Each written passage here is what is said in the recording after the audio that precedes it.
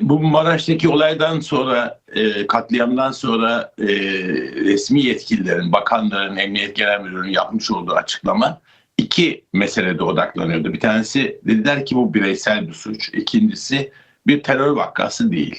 Yani ben her şeyden önce bir gazeteci olarak yıllardan beri bir cinayet işlendiğinde, bir katliam yaşandığında devletin hızlıca yapmış olduğu bu tür açıklamaların olayı baştan itibaren örtbas etme çabası ya da kamuoyunda kendi sorumluluğunu gizleme çabasının ürünü olduğunu refleksif olarak bilirim.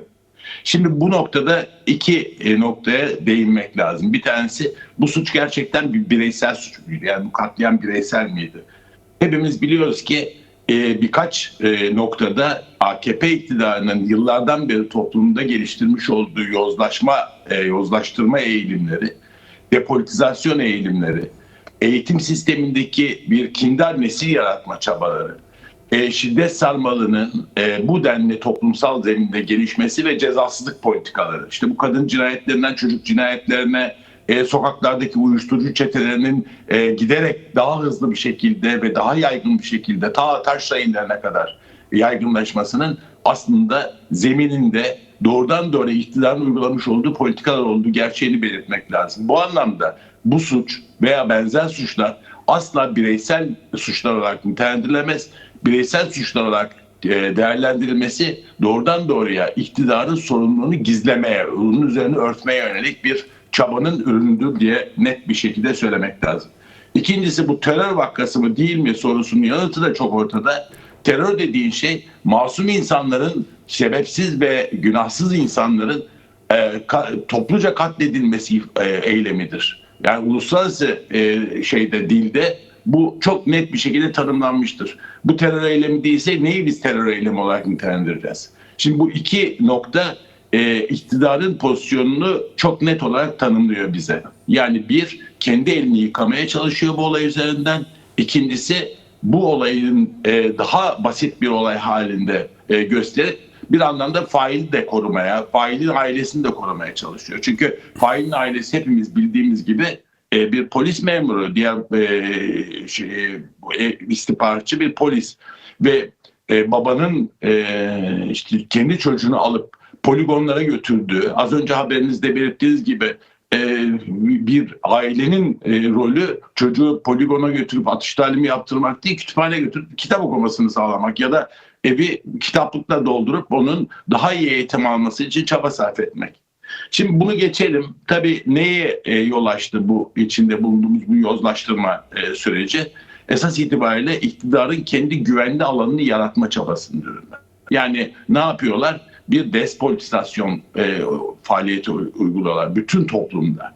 Bu yozlaştırmayı beraberinde getiriyor. Yozlaştırma aynı zamanda uyuşturucu satışını, fuhuşun teşvikini ve bunların da genellikle yoksul ve Kürt mahallelerde daha yaygın bir şekilde yapılmasının esas sebebi tamamen bu. Şimdi düşünüyorum, İstanbul'da daha önce devrimci mücadelinin yaygın olduğu mahallelerde, işte Gazi Mahallesi gibi, Ok Meydanı gibi, Gültepe gibi mahallelerde çok daha yaygın bir şekilde uyuşturucu ve fuhuşun geliştirildiğini görüyoruz. Ve buna aslında polisin de yol verdiği gerçekliği var. Şimdi şeyi hatırlayın, Ali İsmail Korkmaz'ın Gezi direnişinde öldürüldükten sonra Erdoğan'ın yapmış olduğu esnafa yönelik işte bunları alperen ilan etmesi, toplumsal anlamda düzenin savunucusu olarak ilan etmesi çok açıkça yaşanmış olan bilince sahip çıkmayı da beraberinde getirdi. Şimdi düşünüyorum, Ali İsmail Korkmaz'ın failleri mi yakalandı, onlar mı yargılandı? Hiç kamera kayıtlarına rağmen yapılmadı bu. Onun dışındaki olayları düşünün. İşte Hrant Dink vakasında Trabzon'un Peritli ilçesinde bir çete grubu kalkıp İstanbul'a geliyor. Kendi akıllarıyla mı yapıyorlar bunu? Hiç de öyle olmadığını biz bütün belgelerden, bütün ortaya çıkmış olan kayıtlardan çok net bir şekilde anladık. Yani belli ki arkasında bir devlet gücü var ve Hrant Dink'i öldürmek için bu çeteleri kullanıyorlar. Burada neyi ifade etmeye çalışıyorum? Bu çetelerin iki tane esas rolü var. Birincisi, toplumsal yozlaşmadaki üstlendikleri rol. Bu anlamda iktidar tarafından teşvik ediliyorlar. Ama aynı zamanda bu çeteler bir muhbir ağı oluşturuyorlar. Toplumsal anlamda itiraz mekanizmalarını törpüleyebilecek bir şiddet mekanizması da oluşturuyorlar. Ben çok net olarak tanık oldum yıllar önce bir motosikletim vardı. Motosikletin bakımı için bir tamirciye gittim. Kısa süre sonra işte Yunus polisleri geldi tamirciye ve şöyle bir konuşma geçti aralarında. Abi var mı başka PKK'lı? Yani birkaç gün önce polis bir grup genci kovalamış PKK'lı diye ve sürdükleri yer işte bu çetelerin bulunduğu yer ve bunları linç etmesi için bunların önüne sürmüş. Ve bunlar bayağı bir saldırmışlar palalarla vesaire. Çocukları orada hakikaten çok kötü şey yapmışlar, hırpalamışlar ve hevesle soruyor bu çete mensubu. Diyor ki başka var mı, yine yapalım. Şimdi bu dediklerimi doğrulayan çok somut örnekler. Şimdi ne oldu? 12 Eylül dönemine kadar Türkiye'de yine bir mafya düzeni vardı ve mafyada işte bilindik isimler, Dündar Kılıçlar vesaire. Evet. Bunlar Babalar Operasyonu diye gözaltına alındılar ve 12 Eylül'den sonra mafya doğrudan doğruya devletin kontrolü altına girdi. Yani daha önce işte bu övmek için söylemiyorum ama delikanlı alemi dedikleri bu alemin kendi iç kuralları vardı. Yani ispiyonculuk, bilmem muhbirlik, bunlar ayıp ve suç sayılırdı bunların arasında. Şimdi devletle iç içe girdiklerinde bu muhbirlik ve devlet işbirlikçiliği bütün mahallelere giderek hızlı bir şekilde yayılmaya başladı. Evet. Şimdi bu Susurluk olayını sen az önce örnek olarak ifade ettin. Susurluk'la ilgili hazırlanmış olan raporlarda çok net bir şekilde devlet mafya ilişkisi ve bunun içerisindeki pozisyon açık bir şekilde kendisini gösteriyordu. Ama sonrasında ne oldu? Sonrasında bu çeteler mahallelere yayılmaya başlandı. Çünkü mahallelerde açlığın, yoksulluğun, sefaletin, işsizliğin getirmiş olduğu tepkileri bastırmanın tek yolu toplumsal bir dejenerasyon yaratmaktı ve biz aslında bir bütün olarak bunun sonuçlarını yaşıyoruz. İşte bunun düşündüğümüzde mafya çetelerinin her illerde yaygınlaşması ve bunların iktidarla politik ilişki içerisinde olması beraberinde cezasızlığı da gündeme getiriyor. Şimdi nasıl bir toplumda yaşadığımızı, yani AKP'nin yaratmış olduğu bütün bu suç toplamını tarif eden aslında kendi istatistikleri de var. 2025 yılına ait Adli Sicil ve İstatistik Genel Müdürlüğü'nün yayınlamış olduğu istatistikler korkunç bir tabloyu ortaya koyuyor. Türkiye'de 58 milyonluk bir yetişkin nüfus var. Bu yetişkin nüfusun 45 milyonu mahkemelik. Düşünün. Bunların 35 milyonu yaklaşık olarak icra ve iflas dosyalarının boğuşurken diğer geri kalanında farklı adli suçlar içerisinde. Öbür tarafa bakıyoruz, işte çocuk suçları bakımından düşündüğünüzde 330.496 çocuk adli kovuşturma içinde. Yani öyle bir şey ki korkunç rakamlar bunlar. Yüz binlerce çocuğun suç sebebiyle kovuşturulduğuna tanık oluyoruz ki bu suçların kaynağı nedir sorusunu dönüp de iktidar kendisine sormuyor bile. Ne yapıyor? Önlem olarak daha fazla cezaevi inşa ediyor. Yani bu mu bizim yaşadığımız gerçeklik? Yani bir bütün olarak baktığımızda kadına şiddet o derece yaygın ki 1 milyondan fazla kadın koruma altında, güya koruma altında. Bunların bir kısmının koruma tedbirine rağmen öldürüldüğünü, katledildiğini hepimiz görüyoruz.